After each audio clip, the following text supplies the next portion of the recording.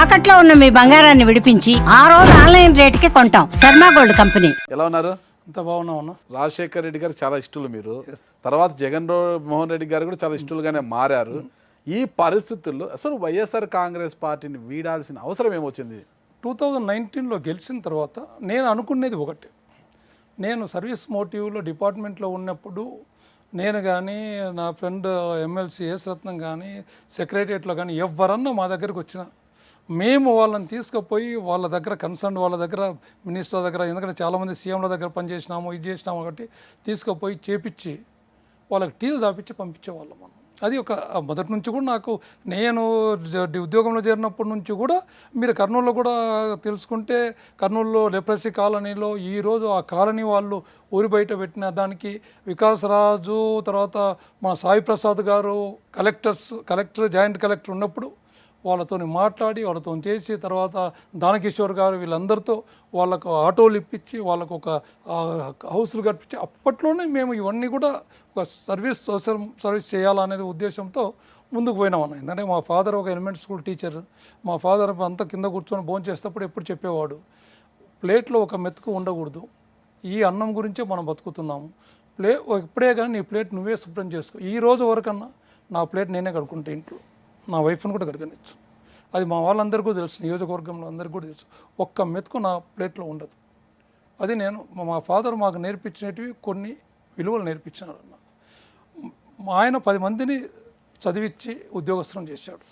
సరే నేను మనకి ఇలాంటి ఈ కాంక్షలు లేవు. సరే నేను దీంట్లోకి వచ్చాను. వచ్చిన తర్వాత నేను ఏదో ఊహించుకొని వచ్చాను.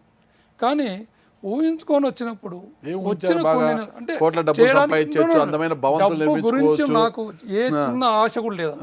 ఈ రోజు వరకు నేను ఉన్నది పోగొట్టుకొని, అది కూడా నా వైఫ్ది, నాకేం లేదు. నేను నా జీతము నా టీఏది జస్ట్ సైన్ చేస్తే నా సీసీ పోయేసి ఇంటికాడ మిస్సెస్కి ఇచ్చేవాడు. నా వైఫ్ రెడ్డి వాళ్ళకి ఇచ్చిన మగపిల్లలకి ఏమి ఇచ్చాడు తనకు అదే ఇచ్చాడు.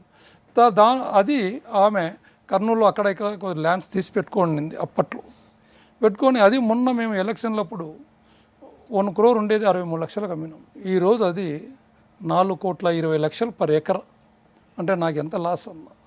నేను నయా పైసా ఎక్కడే కానీ నా దాంట్లో లేదు. ఎన్నిసార్లు Sajjala Ramakrishna Reddy you are the స్టేట్లో నంబర్ 1 అని సజ్జల రామకృష్ణారెడ్డి గారు చెప్పారు.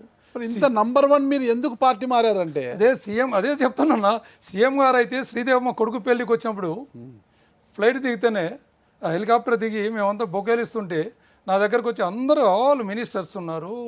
ఆ రోజు పెళ్లికి పెద్దిరెడ్డి రామచంద్రారెడ్డి గారు వచ్చారు, వేమిరెడ్డి గారు వచ్చారు, అనిల్ కుమార్ యాదవ్ గారు వచ్చారు, బుగ్గన రాజేంద్రనాథ్ రెడ్డి, గుమ్మన్న, మా ఎమ్మెల్యేలము మొత్తం ఉంటే అందరి ముందు నా కాడికి వస్తేనే ఆర్తరన్నా నువ్వే 10 సార్లు ఎమ్మెల్యే, ఆర్తరన్నా నువ్వే 10 సార్లు ఎమ్మెల్యే అని 3 సార్లు అన్నాడు ఆయన పోయే లోపల. దాని గురించి వదిలిపెడతాను, మీరు అడిగిన దానికి నేను చెప్తా. నేను డబ్బు సంపాదించుకోవాలనో ఇదేనో ఉంటే ఇంత ఖర్చు పెట్టుకొని 3 నెలలకే రిజైన్ చేస్తాను బయటకు వచ్చిన నేను. ఎందుకంటే అప్పుడు ఎంపీటీసీ జడ్పీటీసీ దానిలలో వేమిరెడ్డి ప్రభాకర్ రెడ్డి గారు, అనిల్ కుమార్ గారు వచ్చి నాకు ఏమీ లేకుండా ఆల్ బీఫామ్స్ ఇన్ఛార్జ్ సిద్ధార్థ రెడ్డికి ఇచ్చినప్పుడు నాకు అవసరం లేదు, నేను ఉండను, నాకు ఈ రాజకీయాలు సరిపోవు, నా వద్దు అని చెప్పేసేసి ఆ రోజు ఎంటైర్ మీడియా, మీరు కర్నూలు వాళ్ళని అడగండి, ఎంటైర్ మీడియా మన ఇంటి దగ్గర ఉందన్న. మీరే కదన్నారు నా విజయానికి కావచ్చు, నందికొట్కు నియోజకవర్గంలో వైసీపీ జెండా రెఫరెండం కారణము బైరెడ్డి సిద్ధార్థ 25 ఏళ్ల కుర్రాడు ఉన్న విషయం మాట ఈ రోజు కూడా మాట్లాడుతున్నాను. దాని మీద నేనేం దాని మీద ఎన్నికపోవట్లేదు. కానీ నీ పవర్స్ అన్ని గుంజుకోవడం అన్న. నేను కూడా ఒక police officer, senior police officer. నేను వచ్చింది ఎందుకు వచ్చింది? ప్రజలకు సేవ చేయనీకి వచ్చాను, ప్రజలతో చేయనీకి వచ్చాను. మీరు నా దాన్ని గుంజుకొని అన్ని మావే, పవర్లు మావే, మీరు మావే, నువ్వు డమ్మీగుండు అంటే నేను ఎందుకన్నా ఉచితంగానే పెట్టుకోవచ్చు కదా, నాకేం అవసరము? అతనికి కూడా ఒక క్యాడర్ ఉంటుంది, అతని సొంత నియోజకవర్గం చెప్పి అతను న్యాయం చేసుకోవాలి. మీకు ఎమ్మెల్యే పదవి ఉంది, అతనికి ఒక ఇన్ఛార్జ్ పదవి ఉంటే అతను వర్గానికి న్యాయం చేసుకోవాలనుకోవచ్చు కదా. మరి అట్లా అనుకుంటే మిగతా అన్నిటి కూడా అట్లే ఉండాలి కదన్నా. మా ఒక్కదానికేనా? ఎస్సీ కాన్స్టిట్యున్సీలలో ఒక్కదానిలోకేనా? మిగతా అన్నిట్లలో కూడా పెట్టాలి కదా. ఒక మైనార్టీస్లో కానీ బీసీలలో కానీ ఓసీలలో కానీ కూడా ఇన్ఛార్జీలు పెట్టాలి కదా. అంటే వాళ్ళకి బ్యాకప్ ఎవరు కదా. ఇప్పుడు శిల్పా చక్రపాణి రెడ్డి గారు ఆయన సొంతము, కాటసాని రాంభూపాల్ రెడ్డి గారు ఆయన సొంతము, కాటసాని రామరెడ్డి గారు, శిల్పా రవిచంద్ర కిషోర్ రెడ్డి గారు, కంగాటి శ్రీదేవి, ఎవరిని తీసుకున్నా ఇండిపెండెంట్. కానీ మీ దగ్గర వచ్చినప్పుడు మీరే అన్నారు కదా నా గెలుపుకు విజయానికి. మరి అటువంటి వాళ్ళని చూస్ చేసుకోవచ్చు కదన్నా. నన్ను ఎందుకు తీసుకున్నారు?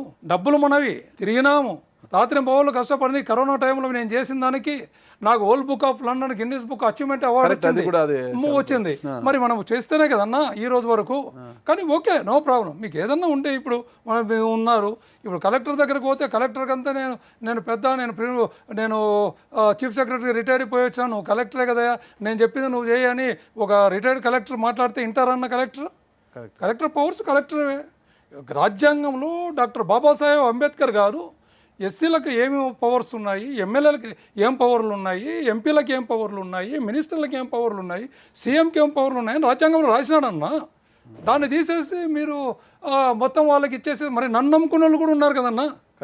మరి నన్ను నమ్ముకున్న వాళ్ళు కూడా ఉన్నారు కదా. క్యాడర్ ఉంది, సిద్ధార్థ రెడ్డి గారు క్యాడర్ ఉంది, మీరు న్యాయం చేసుకోవాలి, అతను న్యాయం చేసుకోవాలి. మరి ఇద్దరు సరే చూసుకోండి, తీసుకోండి. నేనేం వద్దన్నాను కాదు కదా.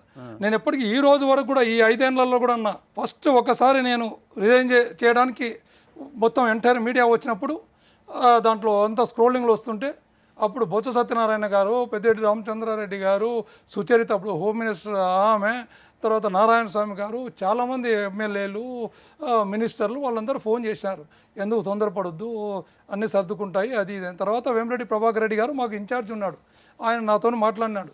ధనుంజయ రెడ్డి గారు మాట్లాడారు, లేదు రేపు మీకు హైదరాబాద్లో మీటింగ్ పెడుతున్నారు, ముందు ఆ మీడియా పంపించేసేయండి, ఆ మీడియాలో ఒక్కొక్క దాంట్లో ఒక్కొక్కటి వస్తుంది చూడలేకపోతున్నాం అని చెప్పారు వాళ్ళు. సరే అని చెప్పేసి నేను మీడియా ముందు కూర్చొని ఇప్పుడు అధిష్టానము నన్ను రేపు హైదరాబాద్ రమ్మనింది. ఈరోజు బయలుదేరిసి వెళ్ళిపోతాను. హైదరాబాద్ శిల్పా చక్రపాణి రెడ్డి గారి ఇంట్లో మీటింగ్ మాకు మార్నింగ్ బ్రేక్ఫాస్ట్తో శిల్పా చక్రపాణి రెడ్డి గారి ఇంట్లో రమ్మన్నారు, పోతున్నాను నేను అని చెప్పాను. అప్పుడు వేమిరెడ్డి ప్రభాకర్ రెడ్డి, అనిల్ కుమార్ రావాల్సింది సడన్గా ఏదో బాంబేలో ఏదో మీటింగ్ ఉందని చెప్పేసి, ఆయన మినిస్టర్ కదా అప్పుడు, ఆయన వెళ్ళిపోయినాడు, వీళ్ళిద్దరు వస్తారని చెప్పినారు. వేమిరెడ్డి ప్రభాకర్ రెడ్డి గారు వచ్చారు, ముగ్గురం టిఫిన్ చేసి, టిఫిన్ తర్వాత ఒక గంటన్నర మాట్లాడి నేను ఉన్న ఐ విల్ డూ జస్టిస్, న్యాయం చేస్తాము. సీఎం గారు కూడా అదే చెప్పారు, నేను మాట్లాడతాను, తొందరపడేది. ఆ రోజు నుంచి ఈ రోజు వరకు, మొన్నటి వరకు నేను ఎలాంటిది తీసుకెళ్ళా. 2022 డిసెంబర్ 30 సత్య రామకృష్ణారెడ్డి గారు పిలిపించారు. ఎందుకంటే పాములపాడులో ఒక మీటింగ్ పెట్టాను నేను. మీటింగ్ పెట్టి గడప మీటింగ్ జరుపుతుంది, మీటింగ్ పెట్టాను. మీటింగ్లో ఫుల్ పబ్లిక్ మాట్లాడేటప్పుడు ఇంకా నేను ఇదే లాస్ట్, ఇంకా నేను ఉండను, నాకు చాలా ఇది ఉంది అది. ఎందుకంటే సిద్ధార్థ రెడ్డి గారి తరఫున ఉండేవాళ్ళు ఎవరు మన గడపకు రావట్లా. మిగతా ఎక్కడ నాకు గడపలో ఎక్కడ డిస్టర్బెన్స్ లేదన్న, వాళ్ళు ఎవరు రావట్లేదు. ఎందుకు ఇవన్నీ, నాకెందుకు, పీస్ ఆఫ్ మైండ్ నాకు కావాలా, నాకేం అవసరం లేదు అని చెప్పి నేను ఏదో ఇంకా 2-3 ఎమ్మెల్యేలు నందికొట్కూరులో మారినా వాళ్ళని ఎమ్మెల్యే అని గుర్తు ఉండేటట్లు నేను వర్క్ చేస్తున్నాను, చాలు, నా వర్క్ నాకు సాటిస్ఫాక్షన్ ఉంది అని చెప్పేసి నేను ఆ రోజు మాట్లాడినా. అది ఎవరో చిన్న వీడియో వైరల్ అయ్యి మొత్తం సీఎం ఆఫీస్కి అంత పోయింది. పోయినప్పుడు సీఎం గారు సజ్జల రామకృష్ణారెడ్డి గారితో చెప్పానంట. సజ్జల రామకృష్ణారెడ్డి గారు డిసెంబర్ 30, 2022 12 గంటలకు నన్ను పిలిపించాను రమ్మని. 12 గంటలకు రాత్రే పగలన్న పగలు సీఎం ఆఫీస్లో ఉన్నాడు, వచ్చాడు ఆయన 12:30 వచ్చాడు, నాతో 2:30 వరకు మాట్లాడి భోజనానికి వస్తే అప్పుడు నేను బయటికి వచ్చినప్పుడు సిద్ధార్థ రెడ్డి కూడా ఉన్నాడు, అందరం కలిసి భోజనం చేసినాం అన్నీ పైన స్కిల్ డెవలప్మెంట్ ఉంది కదా, దాంట్లో భోజనం చేసినాక మళ్ళా సజ్జల రామకృష్ణారెడ్డి గారు ఆయన పిలిపించాడు. అప్పుడు రామ్ సుబ్బారెడ్డి వచ్చాడు, తర్వాత ఐపాక్ దివాకర్ రెడ్డి ఇన్ఛార్జ్, వాళ్ళిద్దరు మాట్లాడిన వాళ్ళతో అర్ధగంటలతో మాట్లాడిన తర్వాత మళ్ళీ నన్ను పిలిపించాడు, అందరినీ కంబైన్డ్.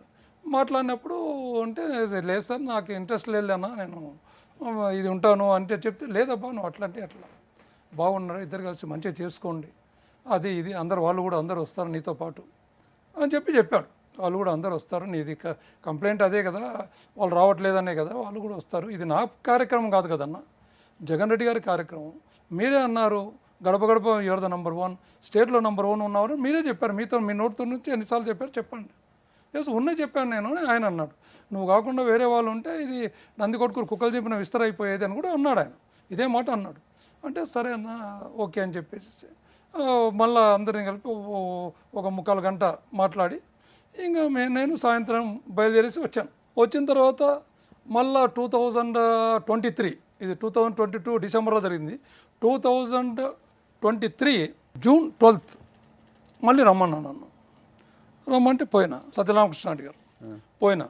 పోతే ఏం మళ్ళీ నువ్వు మళ్ళీ ఇదే అంటే ఉన్నావు, మళ్ళీ దానికే వచ్చినావు, ఐఎమ్ కౌంటింగ్ ఫర్ డేస్ అంటున్నావు, అది ఇది. నేను నీకు చెప్పినా కదా మొన్న అది ఇది అన్నాను. చెప్పేవాళ్ళు కరెక్టేనా? గడప గడపకు పోతే నెహ్రూ నగర్లో వీళ్ళు రాలేదు వాలంటీర్సు. ఎవరంటే వాళ్ళు ఆపినారని చెప్పినారు. అక్కడ లీడర్లు ఆపినారంటే ఆ లీడర్లు ఎందుకు ఆపినారు, ఏం కథ అంటే సిద్ధార్థ రెడ్డి చెప్పినాడు పోవద్దని చెప్పినారు, వీళ్ళని కూడా అన్నాడు. వాళ్ళు లేకపోతే వాళ్ళ మనుషులు రాకపోతే నేను చేసుకోగలను, వాలంటీర్లు కూడా రాకపోతే వాళ్ళే బుక్స్ ఇచ్చేది నేనేం చేయాలా? ఇది నా కార్యక్రమమా ఏమన్నా? ప్రభుత్వం కార్యక్రమము. నేను ప్రభుత్వంలో ఎక్కడ గడప గడపకు పోయినా కూడా నేను ఒకటే మాట చెప్తున్నాను, ఎవరికి మీ ఆశీర్వాదాలు దీవెనలు ఎవరికి ఉండాలని ఎవరైనా ముసలను అడుగుతున్నాను. మిగతా వాళ్ళందరికీ చెప్పడం ఒకటే చెప్తున్నాను, జగన్ రెడ్డి గారి ప్రభుత్వానికి ఉండాలా, ఆయన ఎవరికి సీట్ ఇస్తే వాళ్ళ పైన ఉండాలని వెరీ క్లియర్గా చెప్తున్నా. మీరు అన్నీ నా వీడియోలు కూడా చూసుకోండి అని చెప్పాను నేను. అది చెప్పిన తర్వాత మళ్ళీ నేను ఎవరినైనా ముసలను అడుగుతాను, మీ ఆశీర్వాదాలు మీకే నాయన అంటే మాకు కాదమ్మా, ఈయనకు ఉండాలా, ఈయన ఎవరికి చెప్తే ఆయన కానీ మన పాంప్లెట్ చూపించి చెప్తున్నాను నేను, ఇంత క్లియర్గా ఉన్నాను అని చెప్పిన. అవన్నీ మాకు తెలుసులే, మరి ఇది కూడా మాట్లాడితే ఎట్లన్నా అది ఇది అంటే మళ్ళీ ఆయన రామసుబ్బారెడ్డి మాట్లాడి నువ్వు మాట్లాడేసి సెట్ చేయి, నేనేమో అన్నీ అయిపోయినాయన్న, ఇంకా అది ఒకటి ఇంకా ముచ్చుమరి ఒకటి, ఆ రెండే ఉన్నాయి నాకు. అది వాళ్ళు చేసుకుంటే కూడా చేసుకోమని చెప్పండి, నాకేం అబ్జెక్షన్ లేదు, నాకేం నేను కంటిన్యూ చేయాలని లేదు నాకు. నేను 2022 డిసెంబర్ 30 మీకు చెప్పాను, నాకు వద్దన్నా, ఇంకా నాకు చాలు, ఈ ఒక టర్మ్ నేను చేసుకొని పోతా అని చెప్పాను. ఎందుకంటే నేను అనుభవించినట్టు అట్లా ఉన్నాయన్న. నేను మీరు ఏదన్నా నా మనుషులకు నాకు చేస్తోళ్ళకు పార్టీకి చేస్తోళ్ళకు ఏదైనా ఇవ్వమంటే అది ఇచ్చే లోపల మీరు టక్కన మళ్ళీ అడిగి పోయి ఆర్డర్ వేసింటారు, మళ్ళీ క్యాన్సిల్ అయి ఉంటుంది. పోయి ఎస్పీని ఒక కలెక్టర్ని అడిగితే ఏం చేయాలబ్బా, సీఎం ఆఫీస్ నుంచి మాకు వచ్చింది, ఇంకా మేమేం చేస్తాం చెప్పు, మాకు కూడా బాధగానే ఉంది అని వాళ్ళు అంటున్నారు. నేను ఎంత అనుభవిస్తున్నానో నాకు తెలుసన్నా. ఎందుకంటే ఆయన నా రాజశేఖర రెడ్డి గారి కొడుకు, నాకు రాజశేఖర రెడ్డి గారు గాడ్ ఫాదరు. సో ఆ ఉద్దేశంతో నేను ఇంకా ఏం కాదు, ఎందుకంటే ఫస్ట్ టైం ఒకసారి అయిపోయిన తర్వాత ఇంకా ఇటువంటి దానిలో పోకూడదు, మనం వచ్చినాము రైటో తప్పో వచ్చినాము కాబట్టి దీన్ని కంప్లీట్ చేసేసుకొని పోదామని చెప్పేసి అనుకున్నా. అది నువ్వు పిచ్చోడు నువ్వు అట్లా అంటే ఎట్లా, నీ మీద సీఎం గారికి చాలా మంచి అభిప్రాయం ఉంది, మీ ఇద్దరు కలిసి చేసుకోవాలా, అది ఇది అన్నాను అని. అదే జూన్ 12 ఆయన నాతో మాట్లాడినాను అని, రామసుబ్బారెడ్డి వస్తాలే నీ దగ్గరికి అన్నాడు. 23 June Ramasubba Reddy, IPAC incharge Diwakar Reddy మన ఇంటికి వచ్చినారన్న. ఇంటికి వచ్చి 4 గంటలకు వచ్చారు, సాయంత్రం 8:30 వరకు ఉన్నారు రాత్రి. ఎందుకు? ఏదో అవి ఇవి అన్నీ నన్ను కన్విన్స్ చేస్తా, అది చేస్తా, ఇది చేస్తా. ఆ రోజు వాళ్ళు చెప్పడం ఏంటంటే, నీ దగ్గర ఉన్నటువంటి గృహసారథులు, నీ దగ్గర ఉన్నటువంటి కన్వీనర్లు, నీ దగ్గర ఉన్నటువంటి మండల అధ్యక్షులు, నీ దగ్గర ఉన్నటువంటి కోఆపరేటివ్ సొసైటీ అధ్యక్షులు, ఇవన్నీ ఇన్ఛార్జి సిద్ధార్థ రెడ్డి గారికి ఇవ్వాలి. ఇంకా అన్నాను, ఇంకా అంటే ఇంకా నీ దగ్గర ఉన్నటువంటి అడ్మినిస్ట్రేషన్ మొత్తం ఆయన చూసుకుంటాడు. మరి నేనేం చేయాలన్నా, నేనేం చేయాలంటే నువ్వు గవర్నమెంట్ ప్రోగ్రాంలన్నీ నువ్వు చూసుకోవాలన్నా, దానికి నేను అక్కర్లేదన్నా, మీ ఇంట్లో ఎవరైనా జీతగానే పెట్టుకోండి అన్న. ఇదే మాట అన్నా, ఇదే మాట అన్న. అడిగి పేర్లు చెప్తున్నా కదా, దాంట్లో 2 కూడా ఉన్నారు కదా, దివాకర్ రెడ్డి ఉన్నాడు, రామసుబ్బారెడ్డి ఉన్నాడు. మీ ఇంట్లో జీతగానే పెట్టుకోండి అన్న. తర్వాత ఇంకోటి కూడా మాట్లాడుతున్నా, నేను శివారెడ్డి గారు నాకు బాగా క్లోజు, నేను అప్పుడు చంద్రబాబు నాయుడు దగ్గర సెక్యూరిటీ ఆఫీసర్. బామల శివారెడ్డి గారు మీరు మినిస్టర్ అయినారు, మీరు ఒక ఎస్పీ గారి దగ్గరకు వచ్చి భారత రాజ్యాంగంలో డాక్టర్ బాబాసాహెబ్ అంబేద్కర్ గారు ఏ అధికారాలు ఇచ్చారో ఆ అధికారాలను మీరు బదలాయించడానికి మీకేం హక్కు ఉందన్నా? నువ్వు ఒక మినిస్టర్గా నాతో నువ్వు ఇవన్నీ ఇవ్వమని ఎట్లా చెప్తున్నారు? నేను ఇంకోటి కూడా చెప్తున్నా మీకు, మీరు ఏదన్నా కానీ సీట్ తీసేసుకోండి. నేను 2022 డిసెంబర్లోనే ఆయనకు చెప్పాను, 3 నెలలకే ఎలక్ట్ అయిన 3 నెలలకే నాకు ఈ పదవే వద్దని చెప్పేసి రిజైన్ చేయడానికి పోయినాను నేను. కాబట్టి మీరు నా గురించి మీరు ఇదే అవ్వాల్సిన పనుల సీట్ తీసుకొని ఎవరికైనా ఇచ్చుకోండి. ఇవన్నీ వచ్చి ఇట్లా అడగకూడదన్న. నాతో నన్ను మీరు చాలా హర్ట్ చేసినారు. మీరు సీటు ఎవరికైనా ఇచ్చుకోవచ్చు, నేను ఎంత బాగా పనిచేసినా లేకపోతే పని చేయకపోయినా అది మీ ఇష్టం, మీ పార్టీ మీ ఇష్టం, అది ఎవరికైనా ఇచ్చుకోవచ్చు, దాంట్లో ఎలాంటి తప్పులేదు. కాకపోతే మీరు ఇప్పుడు మాట్లాడినారా ఈ మాటలు, నీ దగ్గర ఉండే గృహసారథులు, కన్వీనర్లు, మండల అధ్యక్షులు, కోఆపరేటివ్ సొసైటీ అధ్యక్షులు అన్నీ ఆయనకి ఇవ్వండి. నీ అధికారాలన్నీ ఆయనకి ఇవ్వండి అంటున్నా. దానికి నేను ఒకటి సబ్మిషన్ నేను ఒకటి చెప్తాను అని చెప్పాను ఎవరు? రామసుబ్బారెడ్డి గారు. చెప్పన్నా అని దానికి ఆయన ఏదో ఐప్యాక్ దివాకర్ రెడ్డి గారు ఏదో చెప్పని పోతే నువ్వు గాలన్నా చాలు కూర్చోండి మీరు, మీది ఐప్యాక్ కాదు క్యాష్ ప్యాక్ అని చెప్పిన. ఇదే మాట చెప్పిన మా పేపర్లలో కూడా వచ్చింది, మా ఎమ్మెల్యేలు అందరూ కూడా గడప ఇదే మాట్లాడుకుంటున్నారు, మీది ఐప్యాక్ కాదు క్యాష్ ప్యాక్లే కూర్చో నువ్వు, లేకపోతే నందికొట్కూరులో ఆర్థర్కు వ్యతిరేకత ఉందని రాస్తారా మీరు? ఇదే మీది రాసేది. పోయి సర్వేలలో అన్నింటిలో ఎవరు వచ్చింది? ఆర్థర్ 80% పైన వచ్చింది. ఏ సర్వేలు చేసినా కూడా మీ సర్వేలలో కూడా వచ్చింది నాది 80% పైన. మరి ఎట్లా రాస్తారన్నా మీరు? లేదు అట్లా రాలేదు, నాకు తెలుసు అన్న, అన్నీ తెలుసు, అందుకనే మిమ్మల్ని క్యాష్ ప్యాక్ అనేది మీతో నేనేం మాట్లాడదలుచుకోలేదు అన్న. తర్వాత ఈయన ఉండి లేదు అబ్బాయి పాండ్యం ఎమ్మెల్యే సీట్ అడుగుతున్నాడు, శ్రీశైలం ఎమ్మెల్యే సీట్ అడుగుతున్నాడు, లేకపోతే నంద్యాల ఎంపీ అడుగుతున్నాడు, కాబట్టి ఇవన్నీ మేము ఇప్పుడు ఇవ్వలేని పరిస్థితి ఉన్నప్పుడు అతనికి మనము ఏదన్నా ప్రోటోకాల్ కావాలి కదా. నాకు కూడా ప్రోటోకాల్ కాకపోతే నాకు ఆఫీసర్లు ఏం మాట వింటారు? నాకు ప్రోటోకాల్ కావాలంటే ప్రోటోకాల్ కావాలంటే నావన్నీ తీసి ఇచ్చేస్తారన్న. ప్రోటోకాల్ కావాలంటే నావన్నీ తీసి ఇచ్చేస్తారా? మీరు ఏదైనా ఒక పదవి ఇచ్చేసి ఒక ఎమ్మెల్సీ నుంచి ఒక మినిస్టర్ ఇచ్చేసేసి ప్రోటోకాల్ ఇచ్చేసేసి నో ప్రాబ్లం, నేను కూడా వెల్కమ్ చేస్తాను, ప్రాబ్లం లేదు. ఆయనకు ఫస్ట్ పదవి ఇచ్చినప్పుడు మీ ఆఫీస్ నుంచి నన్ను అడిగారు మీ లెటర్ లేదు కానీ మీకు ఇన్ఫర్మేషన్ ఇస్తున్నాము, ఆయనకు పదవి ఇస్తే మీకు ఏమన్నా నాకు ఏ అబ్జెక్ట్, మీరు మినిస్టర్ ఇచ్చిన సంతోషపడే వాళ్ళలో మొదటి వాడిని నేను అని చెప్పినా నేను మీ ఆఫీస్కి చెప్పినవాడిని నేను.